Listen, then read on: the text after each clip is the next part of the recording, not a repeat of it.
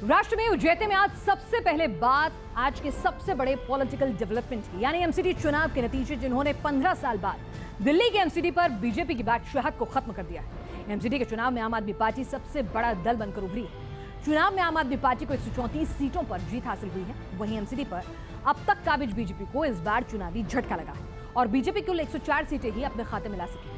चुनाव में तीसरी बड़ी दावेदारी कांग्रेस की माने तो वोटर ने हाशिए पर ही उसे धकेल दिया। कांग्रेस को सिर्फ 9 सीटों पर जीत के साथ संतोष करना पड़ा। हालांकि एक सच ये भी है कि कई एग्जिट पोल के मुताबिक जो जीत आम आदमी पार्टी की दिखाई जा रही थी, उस आंकड़े पर आम आदमी पार्टी नहीं पहुंच पाई। यानी कि जो थंपिंग मेजॉरिटी, जो एंटी इनकम्बेंसी की बात कही जा रही थी, वो फैक्टर जो है उस हद तक काम नहीं करा आपके लिए।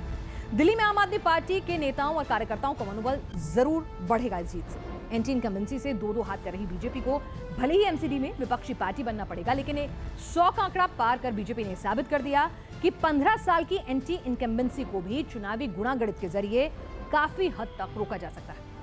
इस सब के बीच में सबसे बड़ा सवाल अगर किसी पार्टी पर है, उसके भविष्य पर है, तो वो है दिल्ली कांग्रेस, जिसे अब नए सिरे से अपने संगठन और रणनीति को दोबारा खड़ा करना पड़ेगा। तो एमसीडी में अब आम आदमी पार्टी का कब्जा हो गया है। जीत का जश्न मन रहा है। चुनाव में केजरीवाल की ऐसी आंधी चली कि पिछले 15 सालों से एमसीडी की सत्ता में काबिज बीजेपी को बाहर जाना पड़ा। आपने 2017 के चुनावों में 49 सीटें जीती थी, लेकिन इस बार 134 सीटें जीतकर दिल्ली के साथ साथ एमसीडी की सत्ता भी हासिल कर ली।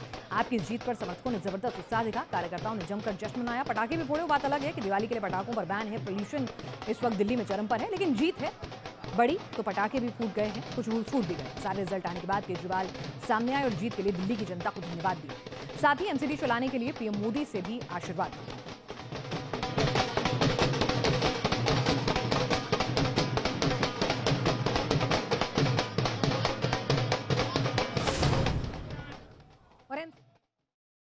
सबको मिलके काम करना है। मेरी सबसे अपील है सभी कैंडिडेट से, सभी पार्टियों से, कि बस राजनीति आज तक की थी। आज तक जितनी राजनीति करनी थी कर ली। अब अपने को सबको मिलके काम करना है, सबको मिलके दिल्ली ठीक करनी है। इसमें मैं बीजेपी का भी सहयोग चाहता हूं, इसमें मैं कांग्रेस का भी सहयोग चाहता हूं, मैं सबका सहयोग चाहता हूं। सबके सहयोग से हम दिल्ली को ठीक करेंगे, सब मिलके दिल्ली को ठीक करेंगे। 250 के 250 पार्षद जो चुन के आए हैं, मैं अब उनसे निवेदन करता हूं कि आप किसी पार्टी के पार्षद नहीं, अब आप दिल्ली के पार्षद हैं। मिलके दिल्ली को ठीक करेंगे। हमें दिल्ली को ठीक करने में सबके सहयोग की जरूरत है और खासकर हमें केंद्र सरकार की मदद भी चाहिए, केंद्र सरकार का सहयोग भी चाहिए।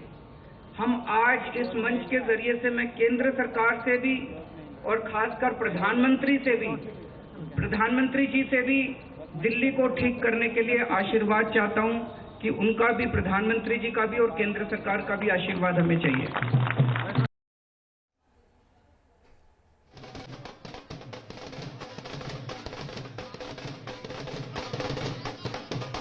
एमसीडी के चुनावी कायदे से किसको नुकसान हुआ, किसको फायदा, इसका भी एनालिसिस करेंगे।